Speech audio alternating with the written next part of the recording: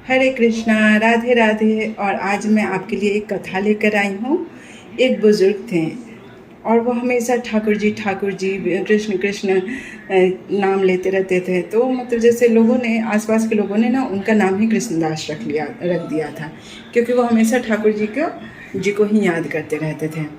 तो और वो रोज़ाना ही फूल लाते और ठाकुर जी के लिए माला बना कर ले जाते, और ये उनका नित्य का कर्म था। ये रोज़ ही वो ये अपना कार्य किया करते थे। तो मतलब जैसे उन्होंने एक मतलब जैसे गीता वगैरह सब कुछ पढ़ते थे, तो उन्होंने मतलब महाभारत उस वक्त पढ़ रहे थे, उसमें भीष्म पितामह का वो मतलब कुछ पंक्तियाँ आई उसमें, मतलब जैसे कृष्ण अनुशासन पर्व का पाठ था। तो उसमें वो लिखा हुआ था कि जो भी इंसान 12 साल तक कोई भी एक कार्य को करता है ईश्वर के पास, कोई भी इच्छा रख के, तो ईश्वर जो है ना उसकी इच्छा को अवश्य पूरी करते हैं।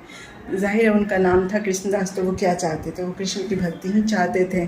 तो उन्होंने सोचा कि ऐसा मैं बिल्कुल मतलब जैसे वो उन्होंने अपने हृदय से ठान लिया कि मैं ये कार्य करूँगा। और उन्होंने बाल गोपाल कृष्ण ठाकुर जी के पास जाके कहा कि प्रभु, मैं 12 साल नित्य आपके लिए जो है ये माला आपको पहनाऊँगा, लेकिन 13वें साल जो होगा ना, आपको मेरे घर पे आके माला पहनना पड़ेगा। और वो नियमित, चाहे वो धूप हो, वर्षा हो, कुछ भी हो, वो 12 साल तक ये इस कार्य को वो नियमित करते रहें।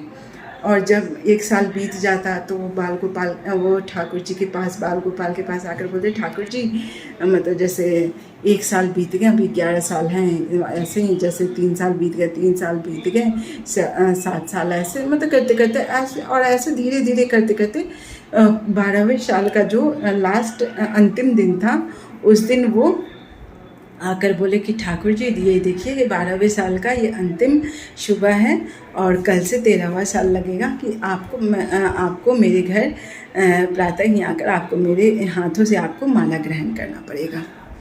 तो और ऐसा कह के उनको ठाकुर जी को माला पहनाकर वो अपने घर को चले आए, और पूरा ज़ोरों शोर से तैयारी करना शुरू कर दिए, क्योंकि उन्हें पता था कि ठाकुर जी आ रहे हैं, तो अकेले तो आएंगे नहीं, साथ में गोपियाँ होंगी, सखा होंगे, गायें होंगी, राधा रानी होंगी, और 56 भोग की तैयारी, तरह तरह के पकवान बनाना शुरू कर दिए। और वो मतलब जैसे और दूसरे जब 13वें साल का जो सुबह हुआ, सुबह उठते ही ठाकुर जी का इंतज़ार करने लगे कि अच्छा अब आएंगे।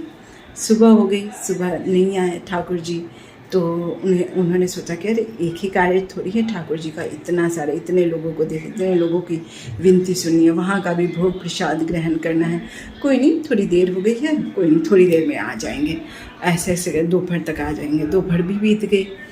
फिर मतलब जैसे उन्होंने सोचा कोई नहीं, सूर्य ढलने से पहले आ जाएंगे, कि ठाकुर को एक कार्य थोड़ी है, ठाकुर के पास तो अनेकों कार्य हैं। तो ऐसा करते करते मतलब शाम भी बीत गया। अब थोड़े जो हैं वो मतलब दुखी होकर अपना झोला उठाएं, उसमें कुछ पकवान रखें, 56 पकवान रखें, और तुरंत निकल गए और बरसाने की तरफ निकल गए।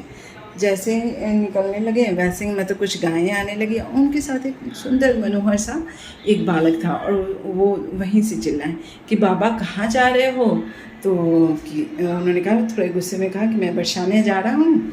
तो उस पर उन्होंने कहा कि मतलब क्यों आप बरसाने, आप क्यों जा रहे हो। तो उन्होंने कहा कि ये जो तुम्हारी गायों का जो मालिक है ठाकुर, वो किसी की सुनता नहीं है, कि बताओ 12 साल मैंने नित्य इनको माला भेंट किया, लेकिन 13वें साल मैंने कहा था कि आप मतलब जैसे मेरे घर आकर मेरे हाथ से माला ग्रहण करोगे, ये मतलब जैसे वो नहीं आए, कि मैं यहाँ मतलब मैं अब नंद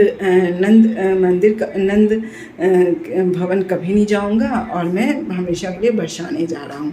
तो उस पर जो है मतलब जैसे वो जो बालक है बोले कि बाबा बहुत गुस्से में लगते हो, कि और आपके झूले से जो है एकदम शुद्ध देसी घी की खुशबू आ रही है।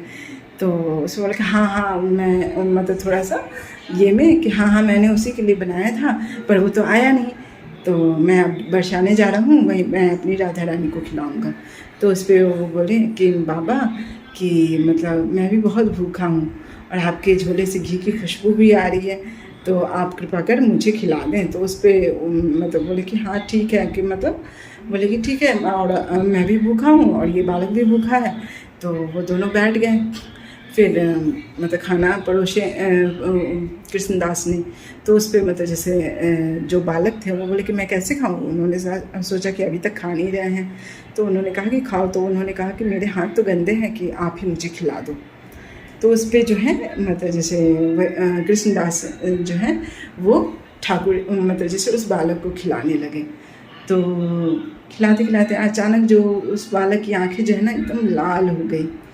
तो उस पर बोले कि क्या हुआ, कि मतलब कि तुम्हारी आंखें लाल क्यों हो गई। तो उस पर वो बालक ने कहा, बाबा आज आपने मुझे माला नहीं पहनाया। दुखी होकर वो बोले कि आप माला मुझे पहनाते तो ऐसा लगता था कि आप मेरा आलिंगन कर रहे हो, आप मुझे गले से लगा रहे हो। तो उस पर मतलब जैसे कृष्णदास जो है वो थोड़े गुस्सा हो बोले, नहीं मैं कोई माला वाला नहीं पहनाऊँगा, कि मैं जा रहा हूँ राधा रानी के पास। अच्छा, जब सरकार के पास जा रहा हूँ तब तुम्हें याद आई है कि नहीं मैं मतलब तुम्हें माला वाला कुछ नहीं पहनाऊँगा। और वो जस्ट आगे आगे भाग रहे हैं, और जो ठाकुर जी हैं उनके पीछे, बाबा माला पहना दो, बाबा माला पहना दो। और मतलब अद्भुत दृश्य था। और वो कृष्णदास भी एकदम हठी थे, जाहिर है कृष्ण ठाकुर जी के भक्त हैं तो हठी होंगे ही। और वो जस्ट नहीं मैं सरकार को ही, मैं राधा रानी को ही माला पहनाऊँगा। तो मतलब करते करते वो बरसाना पहुंच गया, और ठाकुर जी भी जस्ट उनके पीछे पीछे कि आप पहना दो मुझे, माला पहना दो। लेकिन कृष्णदास जो है ना माला नहीं पहना रहे हैं। और जब वो ठाकुर जी जब वो राधा रानी के मंदिर में पहुँचे तो देखे कि राधा रानी की जगह पे ठाकुर जी हैं। और जब वो बालक की तरफ मुड़ के देखे तो उन्होंने देखा कि वो मतलब जैसे राधा रानी है। तो मतलब बहुत असमंजस की स्थिति में पड़ गए, क्योंकि कहा, और मतलब अपने ये को अपने भाग्य की सराहना करते हुए जस्ट प्रभु के नतमस्तक हो गए।